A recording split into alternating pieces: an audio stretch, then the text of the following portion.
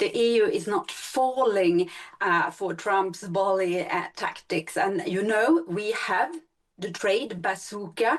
It is loaded and actually ready to fire. So the EU can and has shown that we can be tough, and we are ready to do that. But of course, that we shouldn't end up there. We should have be capable to have serious negotiations. Donald Trump's trade war has caused yet more havoc, but this is another threat that we need to know whether it materialises into anything more substantial.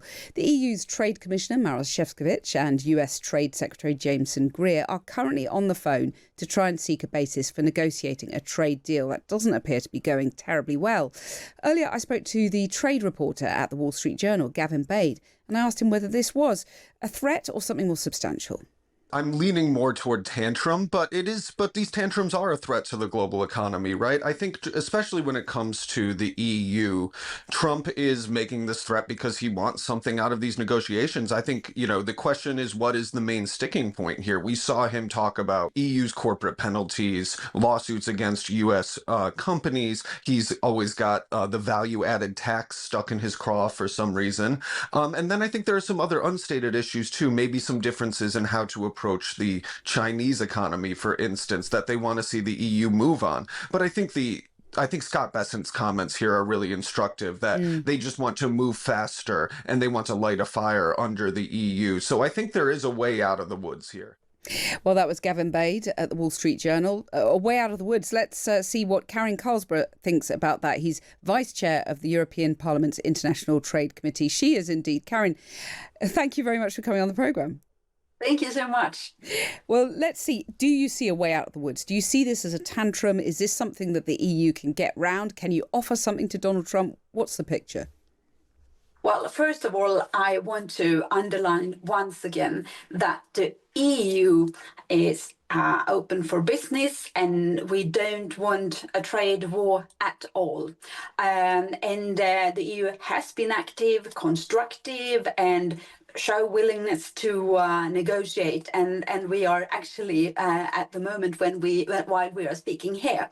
But today we had once again that the US is threatening the EU with shock tariff hikes, and well, I would say that this is just tactics. Well, Karin, you talked about how the EU is constructive and open and all of that, but I mean, Trump clearly doesn't think you are. He thinks you've been very obstructive in these negotiations. Actually, this is just what he says. But if you follow the EU, all the steps the EU has been taking the last months, you can see every step, every day, and every statement that a united European Union has been very clear, crystal clear to Washington. We are open for business and we are ready to negotiate, because the US is our most important trading partner and political partner in the world. What about the UK? I'll come back to that. No, but Karin, yeah, I thought we were. What else? But Karin, friends forever. The problem is though that Trump doesn't respond very well to tough negotiation, does he? And the EU is known as tough negotiators. He seems to respond better to flattery and cajoling. Have you made a mistake here? Do you need to offer him something more? Well, that's not the case. The EU is not falling for Trump's bully tactics, and we have the trade bazooka.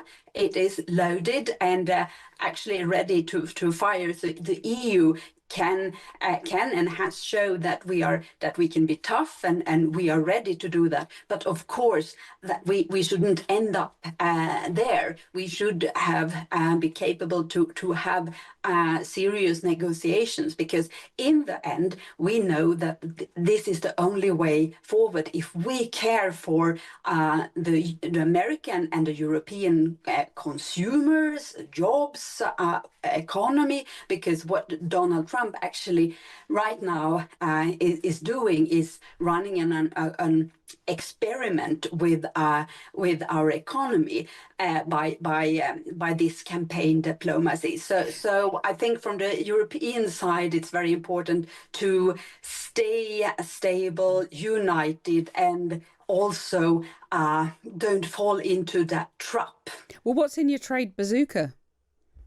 Well, it's the trade bazooka. It's something you can compare with NATO Article 5. Actually, it's more or less Wow. one for all, or solidarity for between each other. Because if But do you mean, one are you talking about sort of retaliatory tariffs there then? yeah, if one country is under attack from outside, it seems like an attack on everyone. And it's the same. We have an instrument prepared in the trade policy which applies for the same. So So it'd be 50% tariffs right back at you, Trump, that kind of thing. yeah. Yeah, I mean, I see this, it's like tactics, but seriously, I hope that there are constructive discussions going on right now, which in the end will lead to a solution. And I hope that we will have a much better solution than the agreement between the US and UK. The EU is a very, very strong trading partner, and we know that the US also needs us. Well, but there was some talk of concessions on lobsters. I mean, it didn't sound like it amounted to a whole row of beans, to mix my metaphors. But do you think that's the way to do this? You know, if you're not going to fire off that bazooka, you seem to have it ready, but you're not prepared to fire it, there will be further concessions from the EU. Well, I would say that we have to be very constructive and use the whole toolbox, but it's very important to underline and remind the US that the EU has this instrument. The bazooka is ready to use if necessary. But of course, we don't want to find ourselves in that position. So if it's the lobster which is the solution or something else, it's too early to say. But I'm sure if there are political willingness from both sides, there will be a solution, but we expect that the US president also stop with this campaign diplomacy and this negotiating tactics. statements. I mean, it's tactics, but it's just statements. It's you have to check your social media to actually know where we are. We cannot do this. It's serious things. This is about thousands, millions of people's working place. It's about our economy. It's a very important and serious thing. So we hope that the negotiations will take place in a grown-up manner around a grown-up table. So do you think, is your guess, at the end of the day, he's going to blink again as he has done before? You never know. Maybe I have a better answer to you next week, because I now prepare my trip to Washington and the White House next week. So maybe I can give you a better answer by then. Was that already in the planning? Yes, right. It was. Karin Karlsboro, thank you very much for joining us, Vice Chair of the European Parliament's International Trade Committee there. Let's speak now to Raoul Ripperel, who's former Special Advisor to the Brexit Secretary, David Davis. Good afternoon, Raoul. Good afternoon. Well, you know, Keir Starmer's deal with Trump attracted a bit of criticism, particularly from the Conservatives. Is it looking quite smart now? Well, certainly, I think he did attract some criticism from Conservatives, but also I think from some other countries about going out on a limb and doing the first deal or doing a deal with the US. I think, you know, what's going on now, but in generally the level of uncertainty does highlight that, you know, on balance, he was probably right and the government was probably right to get a deal done and at least secure some elements of certainty and clarity for business. There is still a lot of detail to be fleshed out and worked out, so we shouldn't say it's all settled. But I think it does, you know, this level of uncertainty and how quickly things can change does highlight why the government felt the need to do the deal with the US. So no matter how bad that deal was, it's basically to try and remove that uncertainty is, it was a wise strategy. Well, I think the deal on the whole was not terrible. Obviously the UK had to make some concessions, but it definitely smoothed the harshest edges of the US tariffs. And there are some things in there that could be potentially, beneficial in terms of talk of better customs facilitations, a sort of commitment for the UK to have a preferential trading relationship or tariff level compared to other countries ongoing into the future. Now we'll see whether those things materialize, but on balance, I think it was the right call. And I think, it does at least provide some certainty for businesses, although, as I said, there's still quite a lot of detail to come. It is an upside of Brexit then, being able to secure that deal.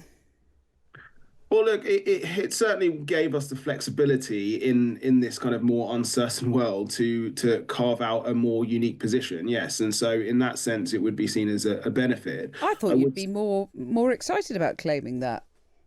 I mean, I think it's a benefit, but there are obviously broader considerations as well, and there's a lot of uncertainty around, and I think the UK is still in a tricky position in terms of how we navigate our relationships between the UK, the US, between the EU, the US, and China, of course. So, it is still quite an uncertain world out there. But on that point, I mean, you heard my guest, the Vice Chair of the European Parliament's International Trade Committee earlier, talking about a big bazooka, the trade bazooka. The EU has taken a very different approach to Trump from Keir Starmer in terms of negotiating tactics. That idea that they're prepared to sort of call him out, whereas Starmer has really sort of cozied up to him, cajoled him, flattered him in a way that has really stuck in the craw of some of his Labour colleagues. Is that how you have to deal with Trump? Well, I think ultimately everyone has different interests here. If you look at the kind of UK relationship, on our own, we are a very small share of US imports and US trade in that sense. So our ability to retaliate was always quite limited. So the extent to which we had a different strategy or different option, I'm not entirely sure. So I think in that sense, there was always one direction really to go with this in terms of the UK US. But yeah, I think certainly Starmer has seems to have struck up a good relationship and managed a relationship with President Trump. I think on the EU side, they are in a different position. They're obviously a larger bloc. They have, it is in some ways they are slower moving and they may find it harder to make decisions that meet all the needs of all the members. But they do have a larger trade balance in terms of the impact and their ability, therefore, to retaliate and cause some economic harm to the US if they wish to do that. So they do maybe have more options in that sense. But what I would also say is that if you look at how trade has developed, EU exports to the US have grown sort of 45% since the start of 2020, whereas the UK's have fallen. So, in some sense, our relationship with the US has not been in a great place in terms of our trade, but it also means we've been less reliant on US trade and US growth in the past few years than the EU has. Raoul Ruparel, thank you very much for joining us.